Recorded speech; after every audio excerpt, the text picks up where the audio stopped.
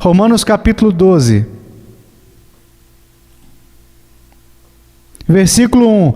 Rogo-vos, pois, irmãos, pelas misericórdias de Deus, que apresenteis o vosso corpo por sacrifício vivo, santo e agradável a Deus, que é o vosso culto racional. E não vos conformeis com este século, mas transformai-vos pela renovação da vossa mente, para que experimenteis qual seja a boa, agradável e perfeita vontade de Deus, o que é bom, aceitável e perfeito. Paulo foi um apóstolo e tinha um ministério apostólico, mas ao mesmo tempo, não pense nele como não tendo o coração de Cristo, ou o coração de um pastor. Ele se importava profundamente com as pessoas. Eu estou com muito medo, embora aprecie muito esse desejo recém-descoberto de fazer tudo para a glória de Deus, que fazer missões para a glória de Deus e pregar para a glória de Deus. Mas isso em si também pode se tornar algo distorcido, porque às vezes é usado como desculpa para não ter paixão pelas pessoas, para não ter amor pelas pessoas. Devemos sempre fazer todas as coisas, em primeiro lugar, para a glória de Deus, mas verdadeiramente, se fizermos isso, se estivermos amando o Senhor nosso Deus com todo o nosso coração, alma, mente e força, amaremos o nosso próximo como a nós mesmos. Nós vamos cuidar das pessoas, especialmente quando sabemos que podemos escolher a pior de todas, a pior pessoa na face da terra, e sabemos que podemos fazê-la parecer um menino de couro, se não fosse pela graça de Deus em nossa vida. E portanto devemos exortar as pessoas à verdade, para a glória de Deus, mas também para o seu benefício. Também, e eu posso ver isso em Paulo, ele diz, portanto, eu rogo-vos, irmãos. Uma das maiores necessidades da igreja hoje em dia, a minha esposa, quando ela veio para a América pela primeira vez, ela disse que a primeira coisa que ela notou é que parecia que os cristãos americanos, eles eram um pouco estranhos. Ela disse que considerávamos o trabalho do nosso pastor nos repreender tanto pública quanto privadamente, para zelar por nossas almas, para nos exortar, nos encorajar, para nos dizer quando estamos errados. Parece que os cristãos americanos não fazem parte disso. Eles consideram um ataque quando é uma das maiores expressões do amor pastoral, que um homem arrisque o seu relacionamento para honrar a Deus e salvar almas. E nós vemos isso em Paulo. Ele está rogando.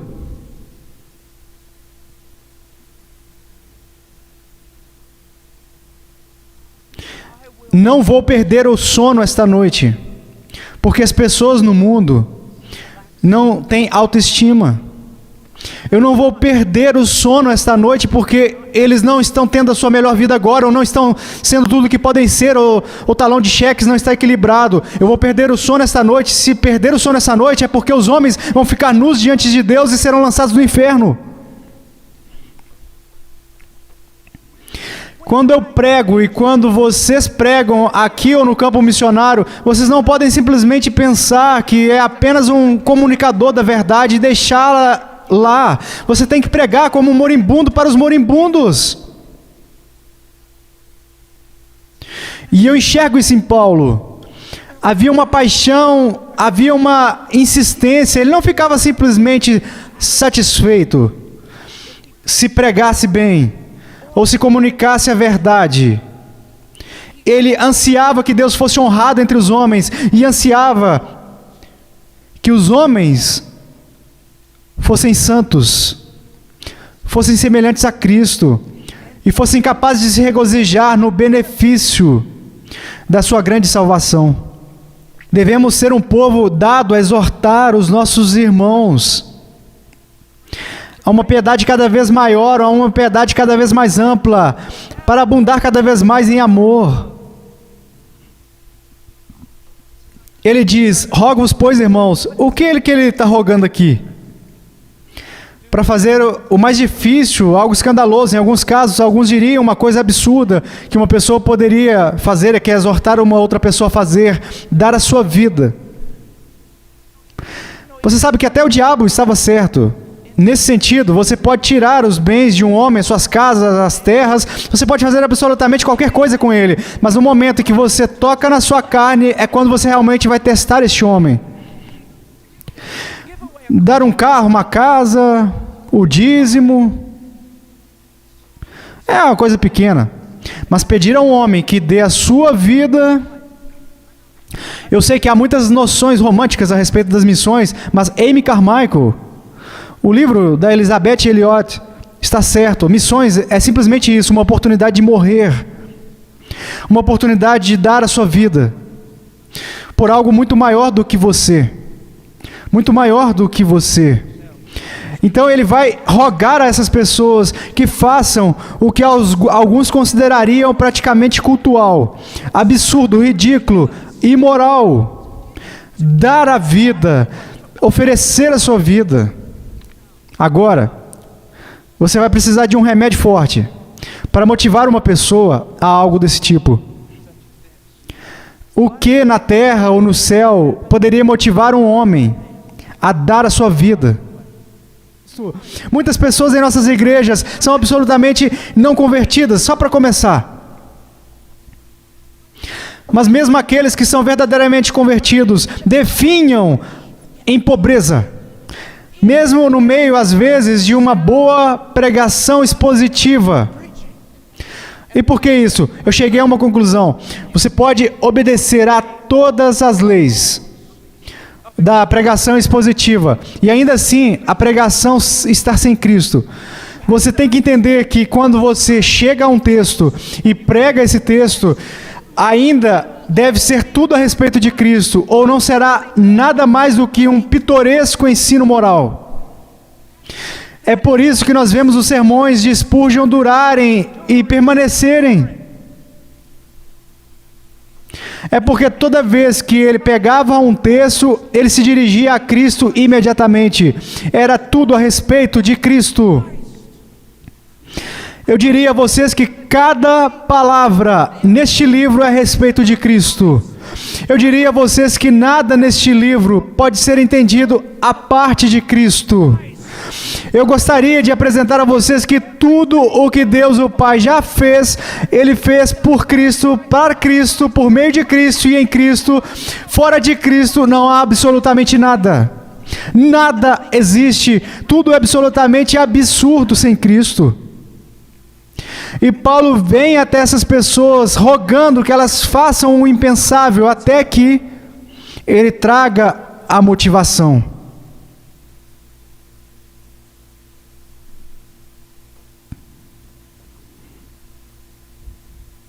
De onde vem o autossacrifício? É justo que o reino de Deus avance violentamente e os violentos o tomem pela força? Há apenas alguns homens que estão simplesmente preenchidos de determinação e vontade de fazer a coisa certa e dão a vida? Se isso for verdade, é idolatria. E é autoadoração.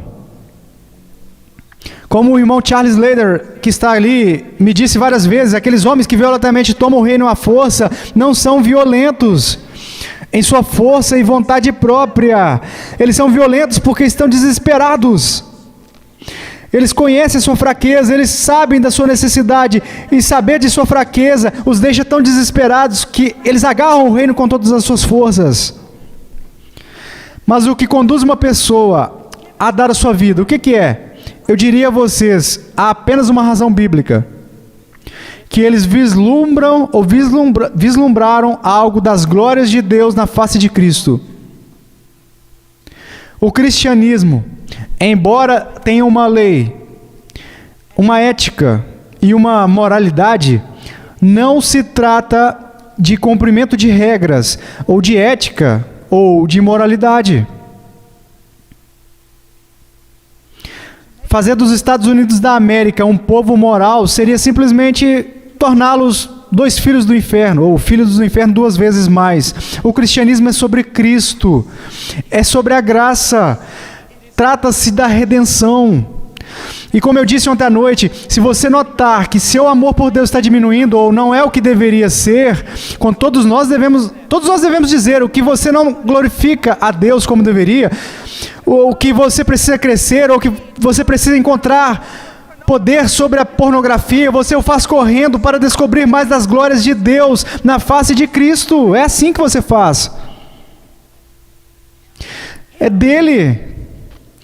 Tudo tem que voltar e contornar em Cristo, ou então é idolatria. Tudo.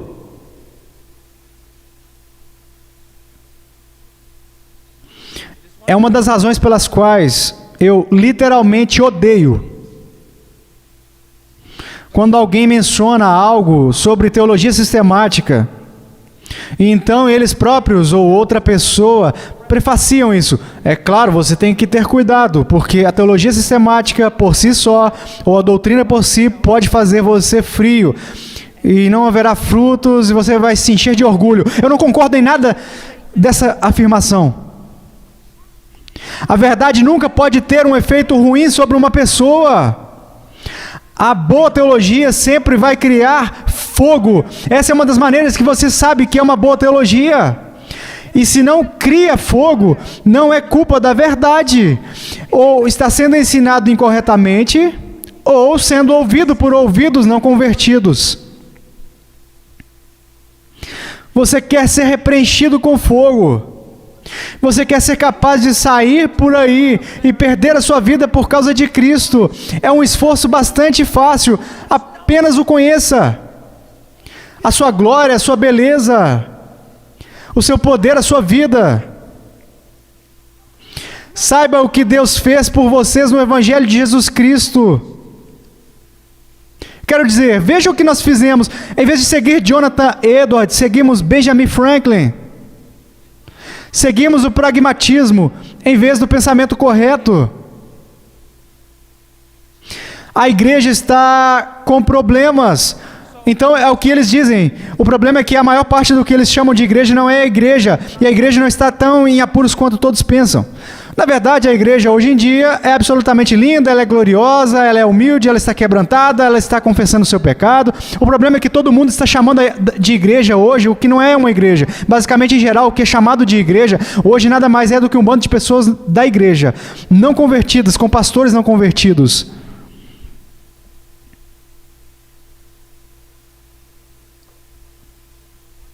O que você tem que ver é o seguinte: tentamos ajudar as pessoas dando-lhes princípios, e há princípios na Bíblia.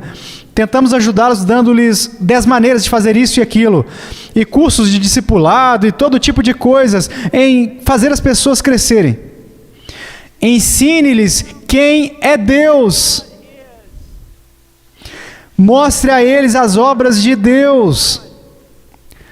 Ensine-os a respeito de Jesus Cristo. O problema é que muitos pastores não podem fazer isso, porque é um trabalho árduo buscar esse tesouro.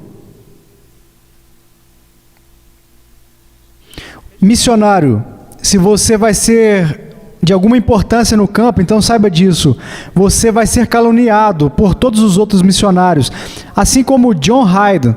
Dizia-se que John Hyde era todo tipo de coisa, porque tudo o que ele sabia fazer era ficar no seu quarto e orar. Ora, eu acho que se você vai ser um missionário de qualquer jeito, é isso que você deve fazer. Fique no seu quarto, não só ore, estude. Para que quando você sair deste quarto, você tenha algo a dizer sobre Deus. E para que você possa sair deste salão. Me escute. Eu fiz isso, eu tive lá, eu vesti a camisa, você anda lá com todo esse zelo por meio da praça e você começa a pregar e você pensa como um jovem missionário que os anjos vão cair do céu e o coro da aleluia vai ser cantado.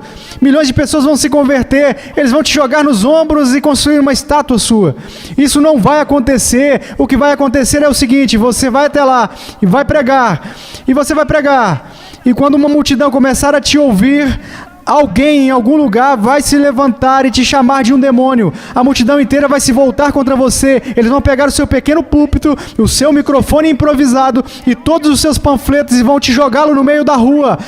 Ele vai precisar muito mais do que um zelo romântico por missões para fazer você se levantar, pegar o seu púlpito, os seus folhetos e voltar para lá e pregar de novo. Será preciso uma paixão por Deus que é criada a partir de conhecê-lo. E isso é o mesmo para tudo na vida cristã.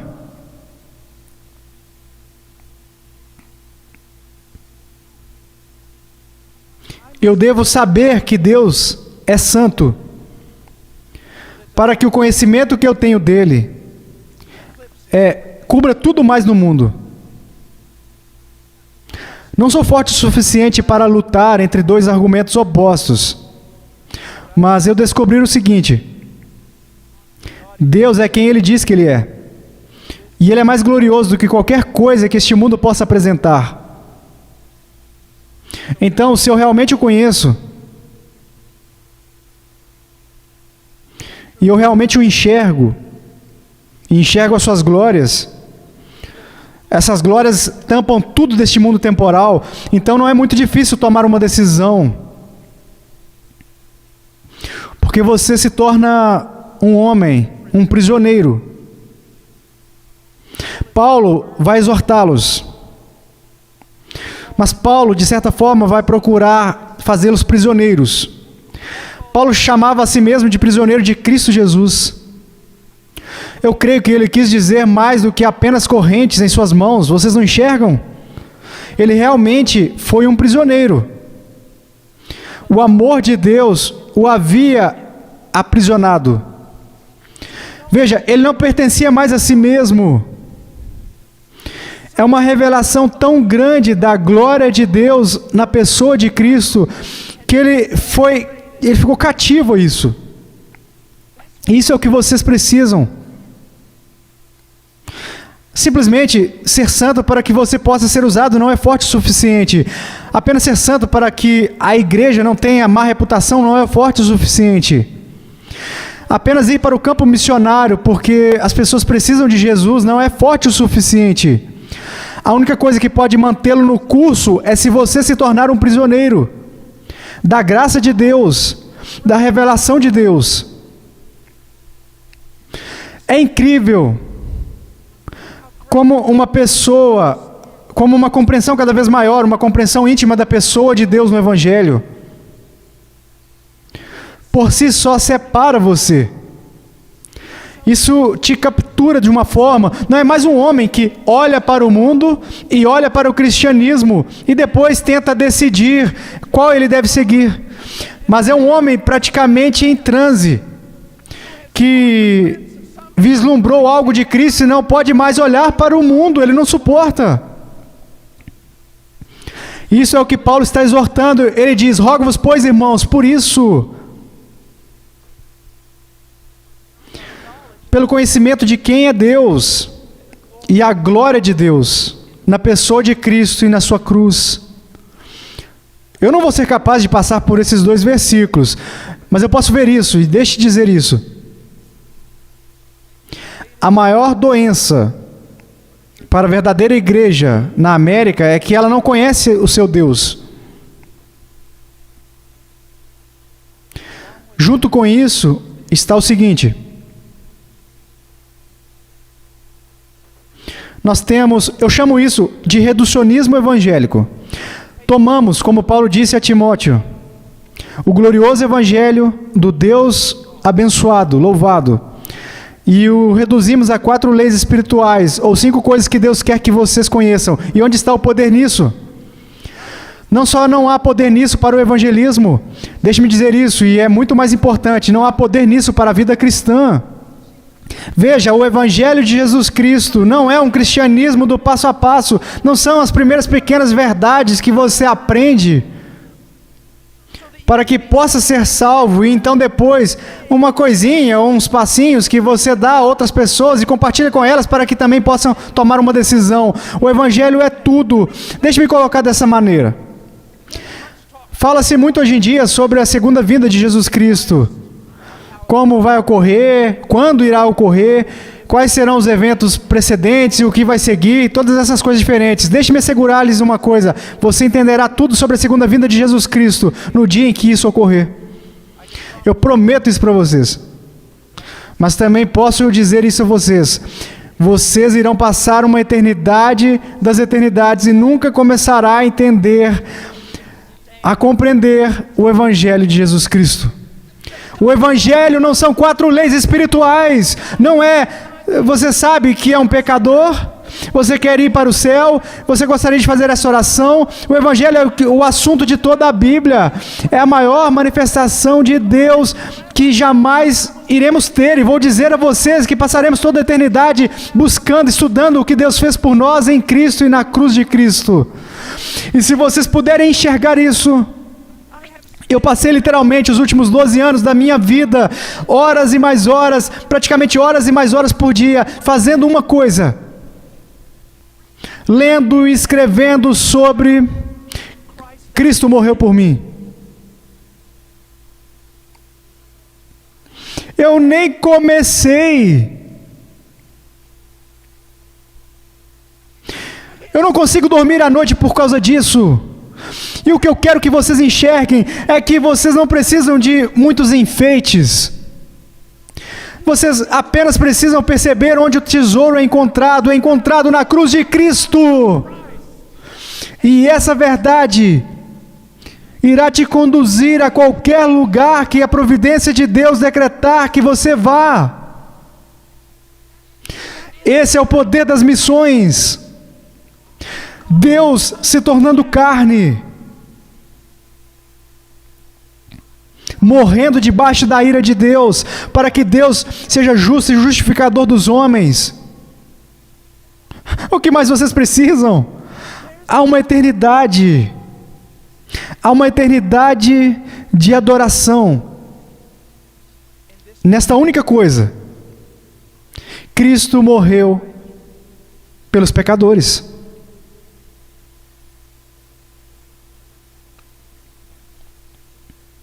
Vocês estão entendendo? Aqui está o problema. Você vem até mim e diz: irmão Paul, eu preciso de zelo, eu preciso de algo para me prender. Você precisa da cruz. Ora, sim, eu sei disso. Não, você não sabe disso. Não, você nem começou. É como quando você termina o seu instituto bíblico ali. Não pense, bem, eu aprendi algo sistemático, então agora eu vou sair e ministrar. Não, você ainda nem começou a aprender algo sobre a sistemática. Você aprendeu algumas ferramentas para começar a estudar a sistemática. Você aprendeu algumas ferramentas para começar a se esforçar para conhecer mais sobre a cruz de Cristo. E esse conhecimento e busca irão durar pela eternidade. E serão essas coisas que o capacitarão em sua vida cristã. E é por isso que ele diz: rogo-vos, pois, irmãos, pelas misericórdias de Deus, que apresenteis o vosso corpo por sacrifício vivo, santo e agradável a Deus. Agora, eu sei que o tempo é curto, mas deixe-me simplesmente enfatizar aqui essa palavra, corpus, ou corpo. Acho que às vezes eu leio as Escrituras e as coisas se destacam para mim, e creio que o Espírito Santo é um tanto sábio. Deus é muito brilhante. Essa Bíblia, ela é inspirada. Observe que ele não diz para apresentar seus corações, ou apresentar as suas mentes. Apresente os seus corpos. Acho que essa palavra nos ajuda a evitar uma super espiritualidade, ajuda-nos a evitar uma superficialidade. Vivemos em um mundo hoje em dia que de alguma forma conseguiu, teologicamente, cortar o coração do resto da nossa pessoa, do nosso ser, e torná-lo uma entidade separada, que não afeta o resto de nós. Podíamos conversar com as pessoas o dia todo, poderíamos dispensar agora mesmo, ir a cada lugar aí, encontrar pessoas por toda parte, bêbados nos bares e afins, que entregaram seus corações a Jesus. Mas nada mais se seguiu. Mas o que vocês precisam entender é que o coração é a própria essência do que um homem é a essência do seu ser, é o centro de absolutamente todo o seu ser. Quando você fala sobre ontologia e começa a se aprofundar cada vez mais nisso, você finalmente se encontra no centro do coração. O coração é tudo o que você é. E é uma impossibilidade ontológica absoluta dar a alguém o seu coração sem que tudo mais o acompanhe. E é por isso que Paulo não está falando em termos de dar o seu coração a Jesus, ou dar o seu coração a Deus, ou mesmo dando a sua mente, mas a totalidade da sua pessoa, do seu ser. Uma das coisas que mais aprecio nos puritanos é isso. Eles procuravam, eu acho assim, que com tudo que eles tinham, eles se esforçaram para submeterem cada aspecto de suas vidas a Cristo, para levar cada pensamento sob o senhorio de Jesus Cristo, Paulo não está pedindo uma entrega parcial de si mesmo aqui. Ele está ordenando, comandando, exigindo, incitando, suplicando, rogando uma entrega de tudo que você é para Ele. É um momento de uma decisão importante. É esse contexto, é essa ideia. Quanto tempo você vai viver entre duas opiniões? De uma vez por todas, tome uma decisão. De uma vez por todas, pela graça de Deus, converta-se e comece a trabalhar isso em sua vida.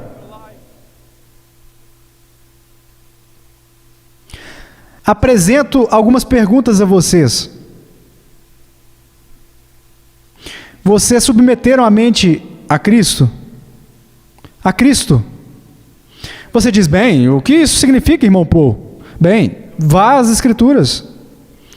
Eu gosto disso melhor do que usar concordância. Comece em Gênesis e leia toda a Bíblia. E cada passagem da Escritura que trata da mente, pegue isso e crie uma teologia sistemática sobre como a sua mente pode ser submetida ao senhorio de Jesus Cristo.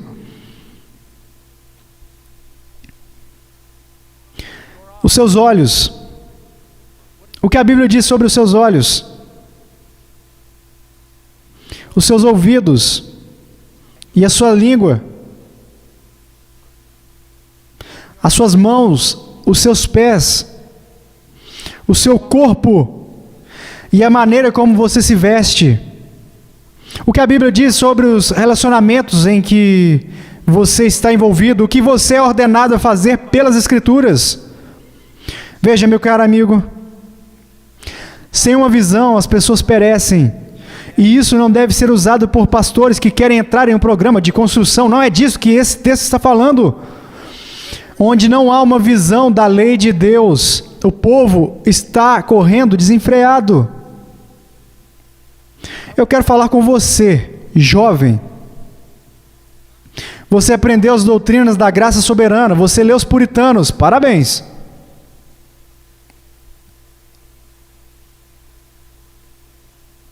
Você já passou pelas Escrituras para descobrir o que Deus diz a respeito de relacionamentos? E procurou entender isso e submeter a sua vida a isso em obediência? Eu sei que parece um pregador fundamentalista dos anos 60, mas deixe-me fazer uma pergunta. Você já procurou nas Escrituras os princípios estabelecidos para roupas e etiqueta? E você decidiu que submeteria sua vida a essas diretrizes? Veja, falamos sobre ser bíblico.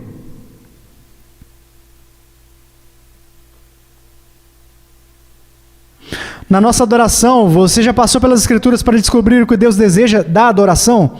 Ora, você sabe, nós amamos a adoração dessa maneira. Eu não me importo como você gosta da oração, porque esse não é o ponto. O que Deus diz?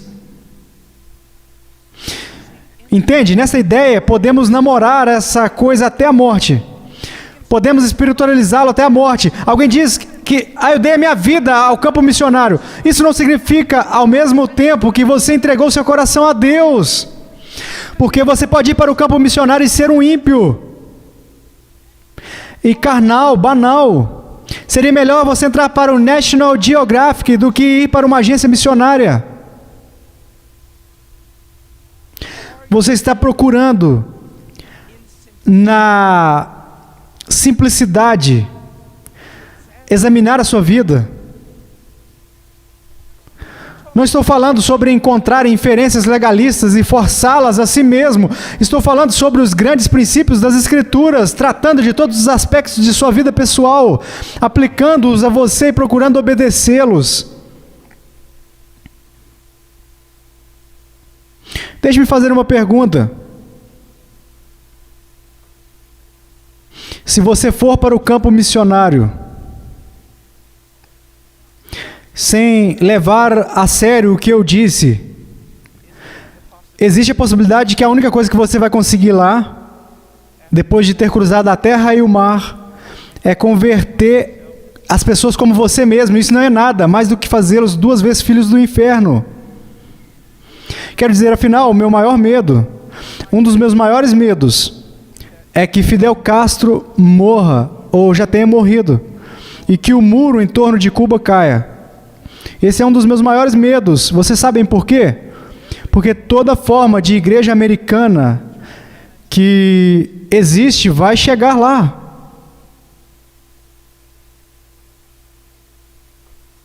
Lembro-me de falar com o Conrad, na primeira vez que eu fui lá na casa do Sr. MBWay. Ele disse que a primeira coisa que sempre gostamos de dizer às pessoas que vêm para o ensino é que você não está trazendo Deus com você. Ele estava aqui muito antes de você comprar a sua passagem. Não há muito cristianismo americano, pessoal, que precise ser exportado. A menos que, como o Ravenhill diz, nós o colocamos em algum tipo de balsa e o enviamos para uma ilha solitária, e depois que ele se afasta do caos, todos nós cantamos a doxologia. Se vamos nos esforçar para trabalhar em missões, devemos ser motivados por um Deus que conhecemos, um evangelho que conhecemos, e nós devemos ser um povo que se esforçou com grande força para examinar suas vidas à luz das Escrituras e conformá-las com o que as Escrituras dizem. Quanto do que você tem, até mesmo a maneira como você se senta em uma cadeira, é formado por aqueles ao seu redor e não pelas Escrituras. É algo para se pensar.